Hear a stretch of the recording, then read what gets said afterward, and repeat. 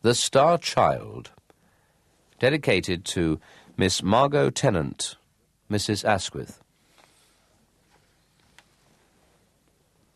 The Star Child. Once upon a time, two poor woodcutters were making their way home through a great pine forest. It was winter, and a night of bitter cold. The snow lay thick upon the ground and upon the branches of the trees.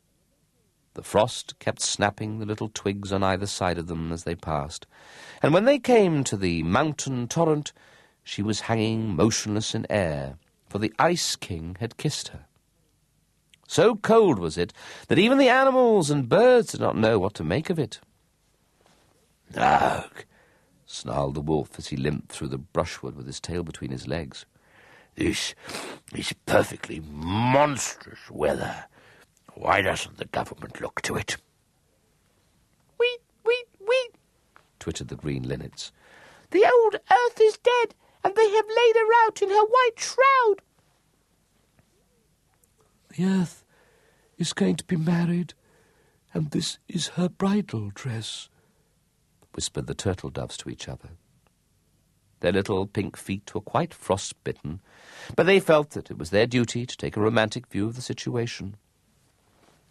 "Nonsense," growled the wolf. "I tell you, that is all the fault of the government, and if you don't believe me, I shall eat you." The wolf had a thoroughly practical mind, and was never at a loss for a good argument.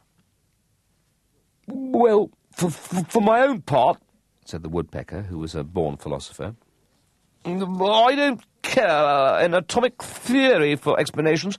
If the thing is so, it's so, and at present it's terribly cold." Terribly cold it certainly was. The little squirrels who lived inside the tall fir tree kept rubbing each other's noses to keep themselves warm, and the rabbits curled themselves up in their holes and did not venture even to look out of the doors. The only people who seemed to enjoy it were the great horned owls.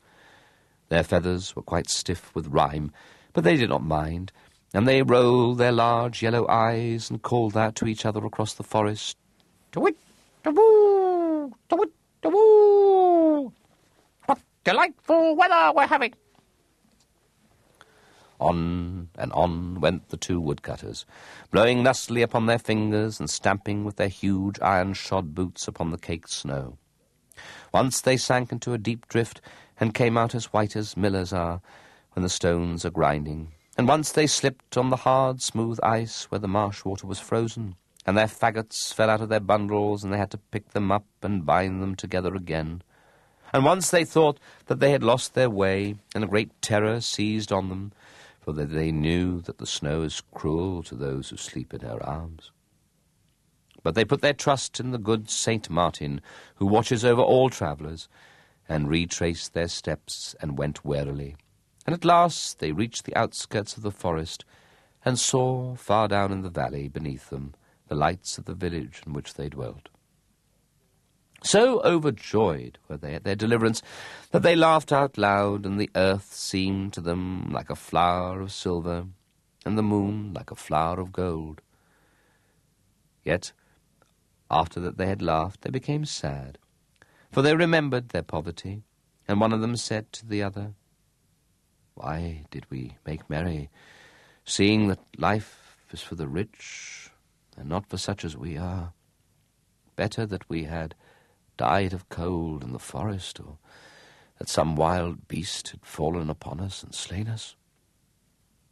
"Truly," answered his companion, "much is given to some, and little is given to others.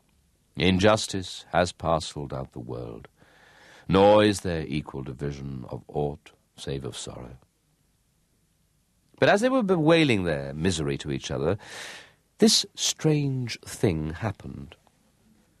There fell from heaven a very bright and beautiful star.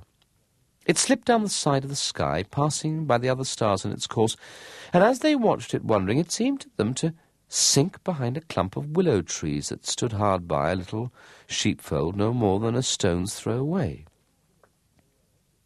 "Why, "There is a crock of gold for whoever finds it," they cried, and they set to and ran, so eager were they for the gold. And one of them ran faster than his mate, and outstripped him, and forced his way through the willows, and came out on the other side, and lo, there was indeed a thing of gold lying on the white snow. So he hastened towards it, and stooping down placed his hands upon it, and it was a cloak of golden tissue, curiously wrought with stars, and wrapped in many folds.